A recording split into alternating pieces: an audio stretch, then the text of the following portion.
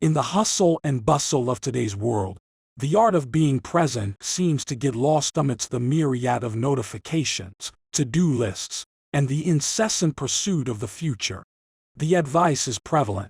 Plan for tomorrow, work towards the future, and keep moving forward. While foresight and planning are prudent and necessary, there is a subtle invitation from God that often gets drowned amidst these forward-looking directions. An invitation to be present, to dwell deeply and meaningfully in the here and now. Take a moment to consider the words of Jesus in Matthew 6:34. Therefore do not worry about tomorrow, for tomorrow will worry about itself. Each day has enough trouble of its own. Do Jesus' words stir something within you? How does it feel to consider placing your worries aside, even if just for a moment? Ponder this. How often do you find your mind dwelling on the past or future instead of savoring the moment you are living? Being present is to live without the heavy chains of the past or the anxious whispers of the future, trusting that God holds those times securely. It is to engage fully with the now, embracing each emotion, each sight, each sound, and each breath as a sacred gift. But how do we truly find God in the present moment, especially amidst our seemingly mundane routines? What would it look like to find sanctity in sipping your morning coffee, feeling its warmth, savoring its richness, and pausing to thank the Lord for this simple pleasure? How transformative could it be to really listen when someone speaks to you, viewing that interaction as a divine appointment rather than a mundane exchange? Consider the lilies of the field, which neither toil nor spin, yet God clothes them in splendor. How much more value do you hold in His eyes? Can we, even just for today, trust that our tomorrows are in His hands and just be still, be present, and be enveloped in His love? Take a moment to reflect. When was the last time you allowed yourself to simply be in a moment, free from distractions or thoughts of other places and times? What could change if you gifted yourself a mindful pause each day? In the magnificent tapestry of existence, each person is a vibrant thread, unique in color, texture, and purpose. Embracing others fully isn't just about acknowledging these threads, but about cherishing them, weaving our own lives together with theirs in patterns of understanding, compassion, and unity. Jesus, the master weaver of relationships, exemplified this through His interactions. Reflect upon the story of the Samaritan woman in John 4.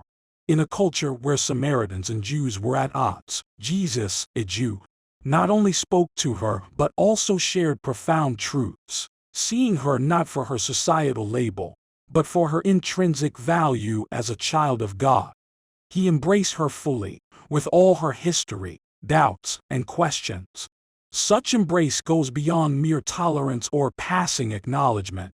It's about seeing and appreciating the entire being of the other person, their joys, pains, dreams, fears, strengths, and vulnerabilities. Let's journey for a moment to a bustling city cafe. Picture Anna, a young woman frequently visiting this haven for its robust coffee and tranquil ambience. Across from her usual seat was an older gentleman named Mr. Jacobs. Their interactions had always been limited to courteous nods and fleeting smiles.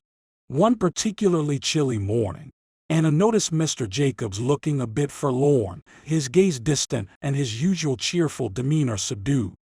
Acting on an impulse, Anna approached him and simply asked if he was okay.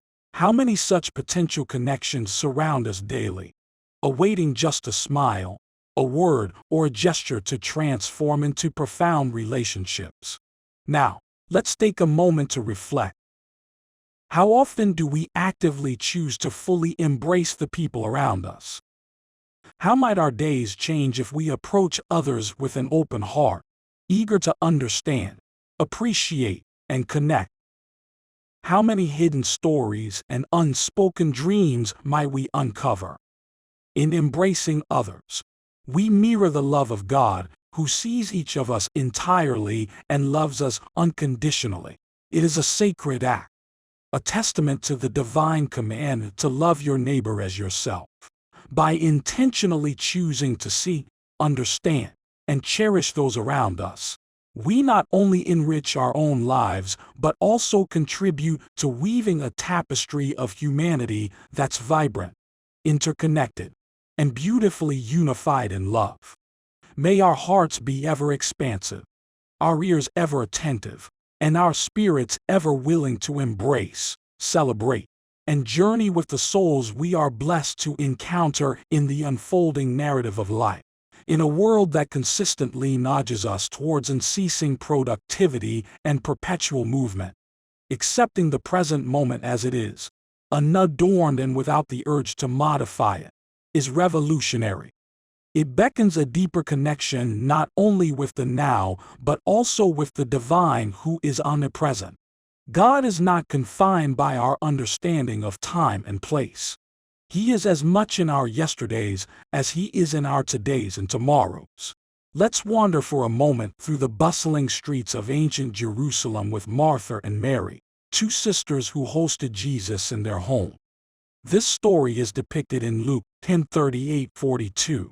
Martha, diligent and service-oriented, hustles about, ensuring that every detail of hospitality is attended to. Meanwhile, Mary positions herself at Jesus' feet, absorbing his words, basking in his presence, and embodying what it means to be fully present. Martha, tangled in her tasks, voices her frustration about Mary's apparent lack of help. Jesus, with gentle authority, commends Mary's choice to be present, to listen, and to engage fully with the moment. Mary is physically there, but more importantly, she is mentally and spiritually attuned, connected, and receptive. Can you relate to Martha? When have you been so embroiled in the tasks of doing that the essence of being slipped through unnoticed? Now, let me weave a more modern story, one perhaps you might see your reflection in. Meet Sarah, a woman of staunch faith and unyielding love for those around her. Sarah was the embodiment of a futuristic planner, always 10 steps ahead, ensuring that every detail was mapped out meticulously. And while this did ensure a certain order and achievement in life, it inadvertently built a wall between her and the spontaneity of the present moment. One crisp autumn day, Sarah received a call. Her mother, living states away, had fallen severely ill. Without a second thought, she found herself on a plane, her heart heavy with a mixture of fear, love, and anxiety.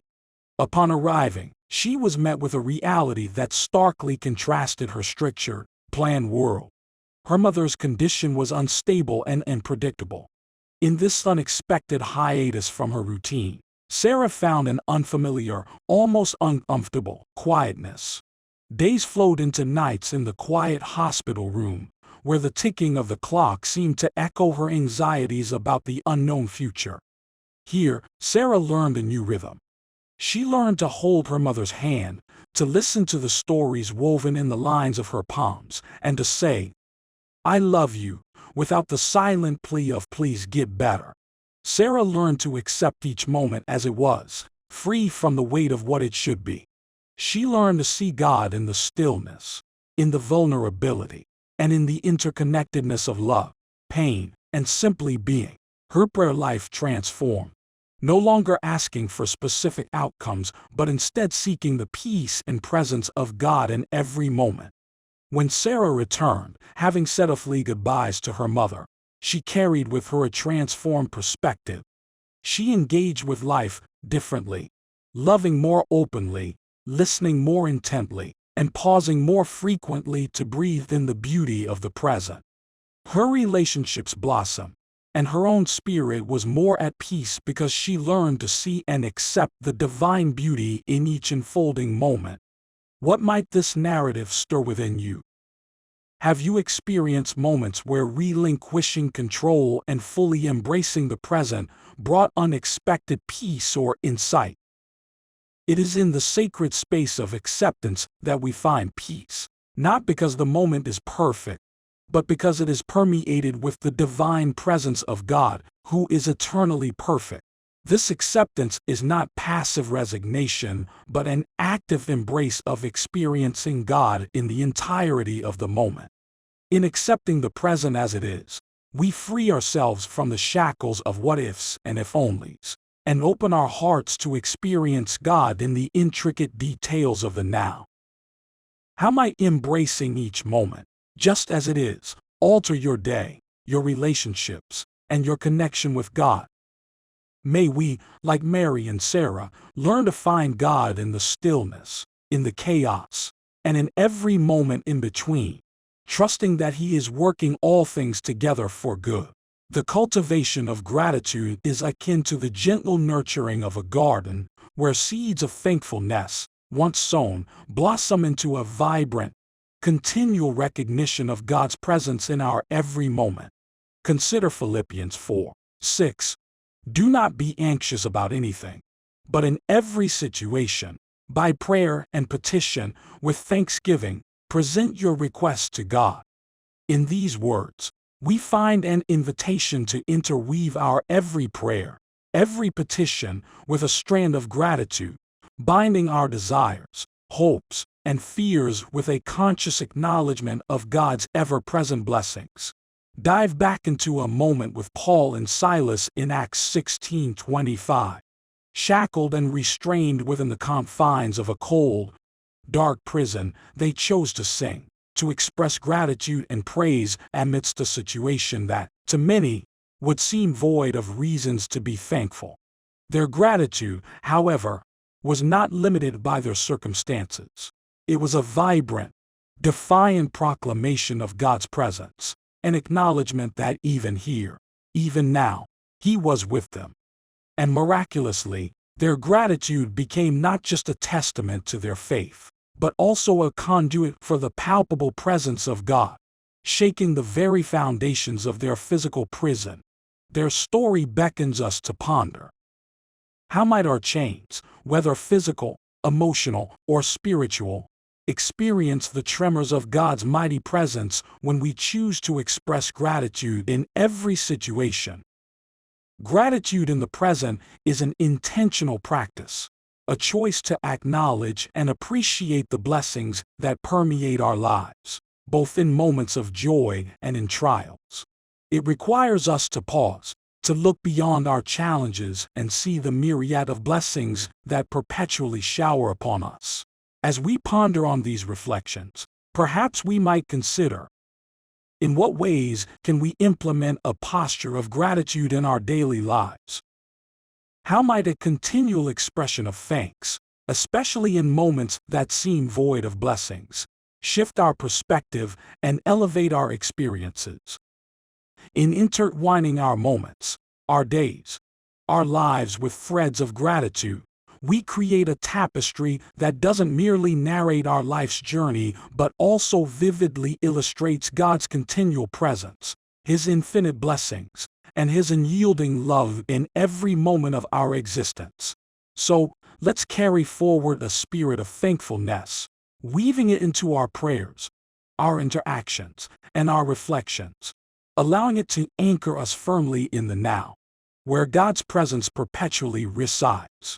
May our hearts, saturated with gratitude, become fertile soil from which springs forth joy, peace, and an unshakable awareness of God's eternal presence.